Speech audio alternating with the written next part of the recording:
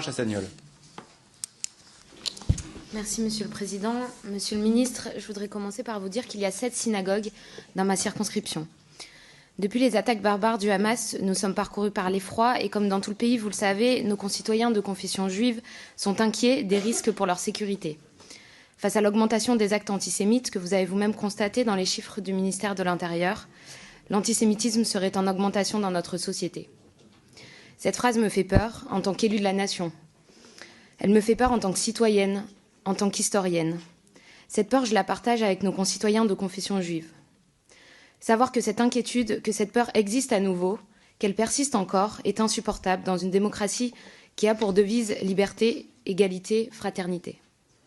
La République doit garantir à chacun la protection, la liberté, celle de circuler comme celle d'exercer son culte. Alors face à cette inquiétude, le président de la République et vous-même, vous avez rappelé que la République serait intraitable et garante de la protection de ses libertés. Aussi, Monsieur le Ministre, comment comptez-vous rassurer nos compatriotes et assurer leur protection? Pourriez-vous nous préciser les moyens et les dispositifs que vous mettez en œuvre pour que nos concitoyens de confession juive puissent se rendre à la synagogue sans crainte et amener leurs enfants à l'école sans peur? Je vous remercie. Aujourd'hui, au point où nous en sommes de la menace terroriste à la suite des attentats islamistes terroristes inacceptables contre la population israélienne, nous avons protégé l'intégralité des lieux de culte qui étaient à notre connaissance.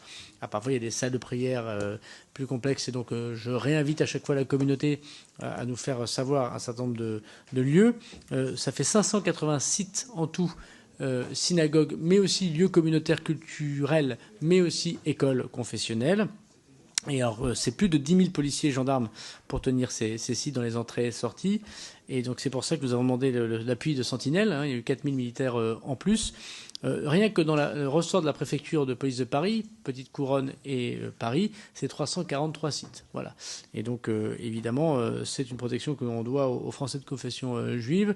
Je veux dire aussi que les moyens de caméras de vidéoprotection, puisque la loi de séparation des églises et de l'État n'empêche pas de pouvoir sécuriser les lieux de culte, qu'ils soient juifs, musulmans ou chrétiens.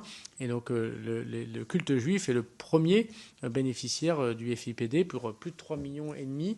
Je suis en mesure de vous annoncer que les 3,4 ou 3,8 millions, l'intégralité des 86 projets proposés par la communauté juive a été acceptée par le ministère de l'Intérieur pour équiper notamment en vidéosurveillance, mais aussi pour être en contact avec la sécurité et notamment la sécurité privée qui garde les sites en dehors des menaces terroristes.